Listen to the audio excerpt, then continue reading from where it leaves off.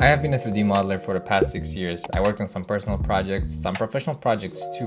And these are the things that I have learned on my Blender journey. It's been 6 years since I started making 3D models and working in Blender. And honestly, thinking back on how I started, it's kind of crazy that I've come this far. Today, I honestly just want to look back on some of the projects that I worked on along the years and share some of the tips and tricks that I learned that even got me some professional gigs. In 2020, I first got into Blender, and it all happened because I was scrolling on YouTube and I stumbled upon one video.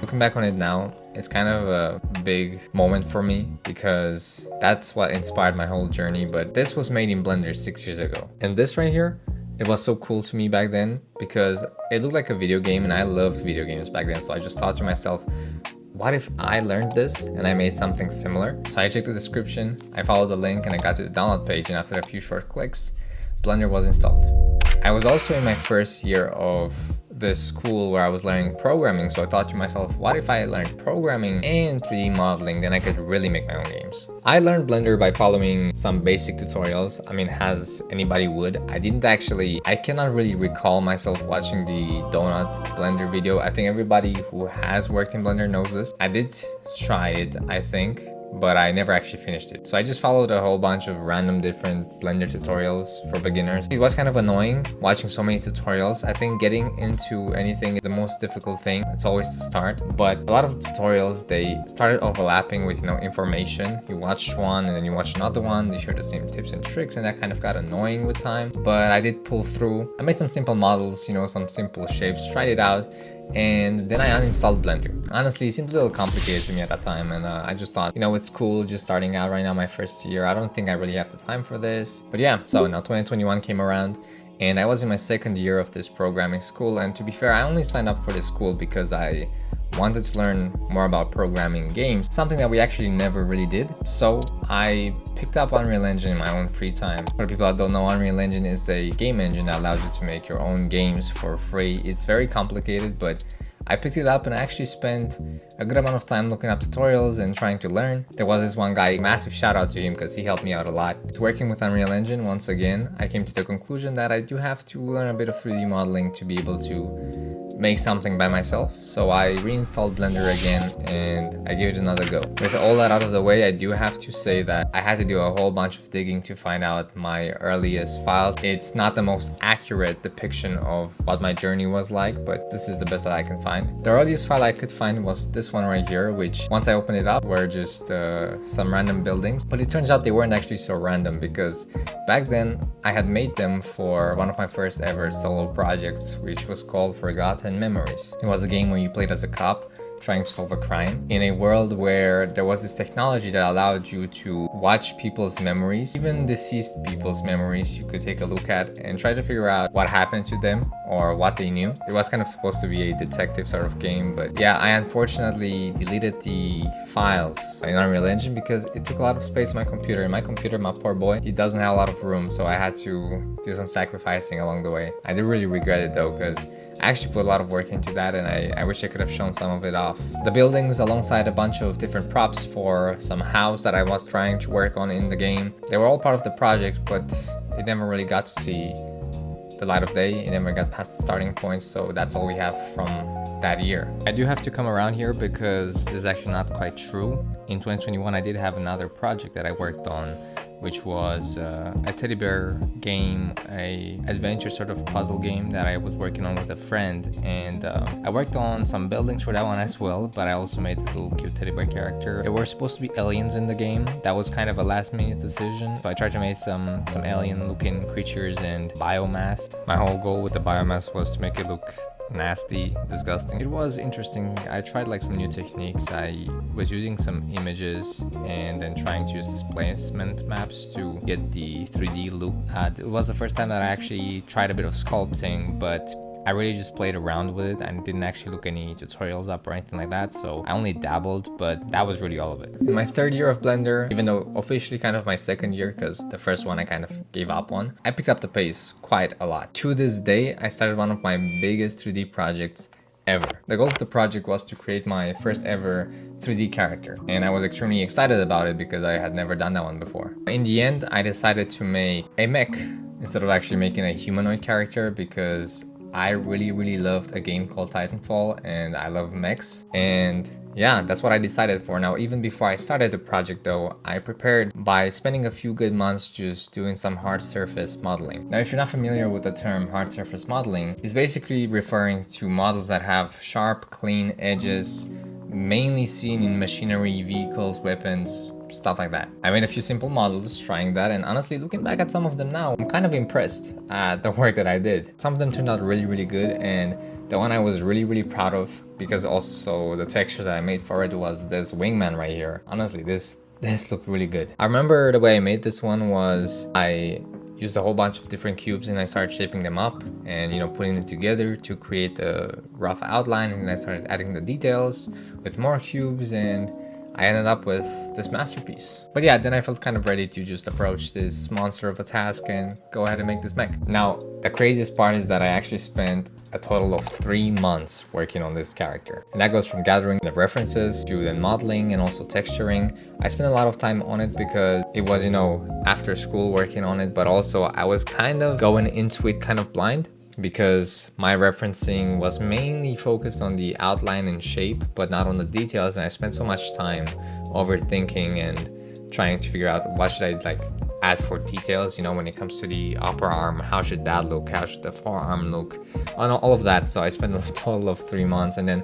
also with the texturing, I had Substance Painter, which is a software where you can, you know, texture your models, and I wasn't too good at it. So this project was a massive help for me to just try things out there, play around with more textures and overlaying and different additions and multiplications and all of that. I learned how to rig for the first time, so like properly, because I was rigging a model, which honestly was kind of challenging. Now when I do rigging, it's like so simple and it's just, I can do it in 10 minutes. But when I was looking up tutorials for it back then, they were all like 2-3 hours long tutorials, so like showing how to rig a mech, for example, and I had to spend so much time just watching that.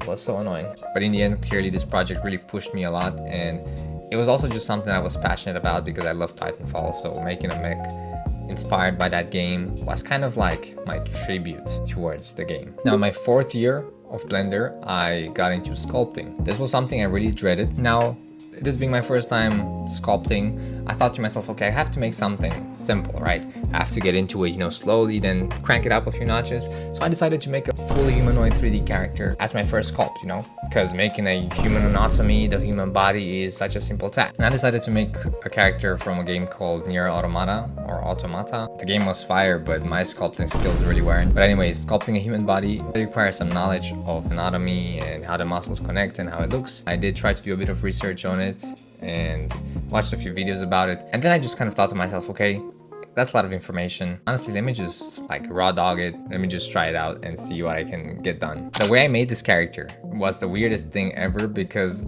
the way I approached this was really just weird. Instead of, I don't know, like just a normal workflow, gathering reference, trying things out, trying to make like body part by body part, I found a video on YouTube of somebody else doing the same character, a time lapse, right? 14-minute video sped up by like 40 times, showing the workflow that brother did making a character, and I really slowed it down as much as possible, and I tried to kind of decrypt what he was doing, because sometimes you couldn't even tell. Just try to follow along with him. I'm not gonna lie, that worked out so well, surprisingly. I wouldn't recommend it, but that worked out so well, surprisingly, and I actually managed to get something done. It took me a week to make her. It took me a week to make the clothes, the textures, the whole body, and then I made a sword for her, which was quite fun because I played around with trying to make some cloth also with sculpting. And a good friend of mine made these little robots that are also from the game, so we could try to make a little scene and render that out. And I'm not gonna lie, looking back on it, once again, I'm surprised with how good it turned out. The craziest part is that ever since this project, I have never done something like this again. I've never made a humanoid character again. and you'll see why. I did have an amazing year in 2023, but in 2024 I didn't actually really do that much modeling. I was really focused on school because graduation was getting closer, things were kind of difficult. The only thing I did kind of make, from what I remember, just looking back through my files, was this remake of a scene from a game called Inside, which I really loved. But it was just like, the game's art style is simple, so it was kind of simple to make. I once again deleted the file. Honestly, this one I would have loved to show off, but all I have is the images. But yeah, like looking back at this also turned out really good. I was happy with that. I did also make some robots. I did step back into this hard surface modeling, and I made this one little robot here, which was based on some reference, some artwork from somebody on ArtStation, a place where like a whole bunch of artists come and post their things. It's really awesome. I don't really remember who it was that I used the reference from. I think this one turned out pretty good. And then I made another robot, which I stopped halfway through. I'm not quite sure why, but that's how it looks. There's a little problems here and there with the shading, but it was something. But that was honestly really it. I didn't have that much motivation for creating, for making 3D models, so I kind of just stopped after that one.